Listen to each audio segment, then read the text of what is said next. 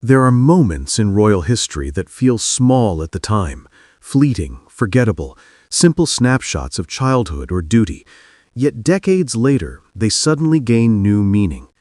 And sometimes, when the monarchy finds itself under pressure, the past resurfaces not as nostalgia, but as a lens through which the present suddenly makes sense.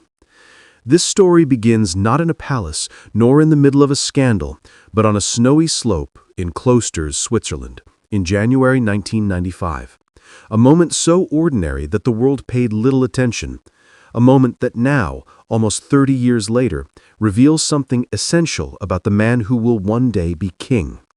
A moment that explains why Prince William is now taking a quiet but decisive stand. Not for himself, not for his father, not for the institution, but for two women who grew up beside him, Princess Beatrice and Princess Eugenie. In a royal era defined by accountability, scandal, and the painful downfall of Andrew Mountbatten Windsor, William has made one thing unmistakably clear. He refuses to let the sins of a father destroy the future of his daughters. Before we dive in, there's something I need to share with you. Over the past few days, thousands have watched these stories unfold, but most haven't subscribed. If you're one of them, I invite you now to join us. Subscribe to Crownverse so you never miss the next chapter in this unfolding royal history. It was a crisp, cold morning when the young royal cousins lined up for the traditional skiing photo call. William, just 13, stood beside his younger brother and his two cousins, Beatrice and Eugenie. Harry, wearing a bandana, smirked mischievously, clearly preparing to steal the moment with a comment as reporters posed their friendly questions. But before Harry could speak, it was William who stepped forward. Calm, composed, instinctively protective. The holiday, he said, was good fun. His young cousins, he added, were improving and very good skiers. It was a simple line, the kind that barely makes a headline. Yet the royal reporter who witnessed the moment firsthand never forgot it. Because just moments before, they had watched little Eugenie, only 4 years old at the time, wobble under the weight of her tiny skis, fall into the snow, and try to gather herself. Her sister, Beatrice, then 7, urged her gently to stand. Eugenie slipped again. And quietly, without fuss, without theatrics, William walked over and helped her up. A small, almost invisible act of kindness. A steady guiding hand from a boy who already understood, at 13, the weight and responsibility of the life ahead of him. Nearly 30 decades later, the world around those 4 children has completely changed. The boys, who once knelt in the snow together, now live worlds apart, estranged and divided by choices and wounds that seem beyond repair. The man once known as Andrew is now Andrew Mountbatten Windsor, stripped of titles, position, and military identity after a scandal that engulfed the monarchy and shook public trust. And in the middle of it all stand Beatrice and Eugenie, the same girls William shielded that day on the mountain. Only now the stakes are infinitely higher, and the dangers far more complex. According to royal author Robert Jobson, who has decades of access to palace sources, William's position today is direct and unwavering. Beatrice and Eugenie must not be punished for their father's alleged sins. Jobson says those close to William describe him as weary, tired of the hysteria, the moral grandstanding, the constant public outrage surrounding Andrew. William understands that accountability is necessary. He supported King Charles in taking decisive action. But just as he helped Eugenie rise in the snow all those years ago, he now refuses to let her or her sister fall under a burden that does not belong to them. This distinction between the wrongdoing of Andrew and the innocence of his daughters is one that William holds firmly. And in a monarchy under intense public scrutiny, it is more than a moral stance. It is a strategic one. The slimmed-down monarchy that Charles and William envision still needs depth. It needs loyalty, stability, and people who can serve without theatrics or controversy. And Beatrice and Eugenie, in William's eyes, embody precisely that.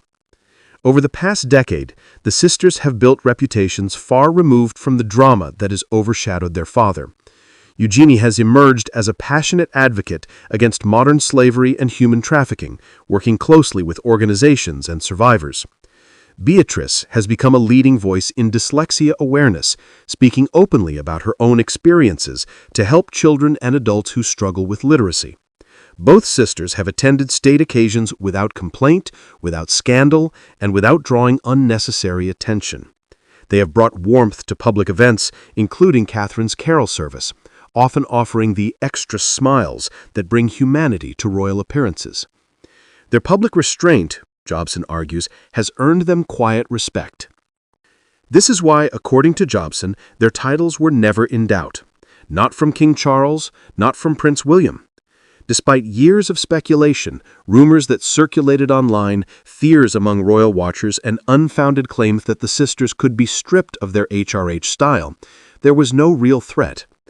Any suggestion that their identities as princesses were at risk was unverified and rooted in public misunderstanding, not palace policy. The monarchy knows the difference between discipline and destruction. Andrew's accountability is his own. To strip Beatrice and Eugenie of their titles, their identity, or their dignity would be not only unjust, but deeply damaging to the crown's moral authority. Still, the York sisters have not escaped the consequences of the environment surrounding them. They have lived their lives in the shadow of their father's downfall. They have watched as his name has been removed from military regiments, royal patronages, ceremonial roles, and finally the use of His Royal Highness. They have watched him lose his place at royal events, watched him fade from the balcony, and Royal Lodge, their childhood home, become the center of a bitter chapter in royal financial struggles. And although none of this is their doing, public perception often fails to separate the individual from the family. This is where William's role becomes essential. Those who know him describe a man increasingly focused on the future. He does not want to reopen old wounds. He does not want to be drawn back into the chaos of the past 5 years.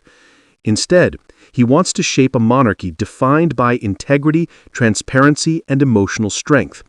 And in that vision, Beatrice and Eugenie are not liabilities, they are assets. Their loyalty during the monarchy's hardest years matters. Their dignity under pressure matters. Their refusal to engage in theatrics or fuel controversy matters. The story of William's modern monarchy is not just about who is removed, it is about who remains. Still, the decision to protect the sisters is not sentimental. Those close to William emphasize that he understands the necessity of decisive action. He agreed that Andrew had to face accountability.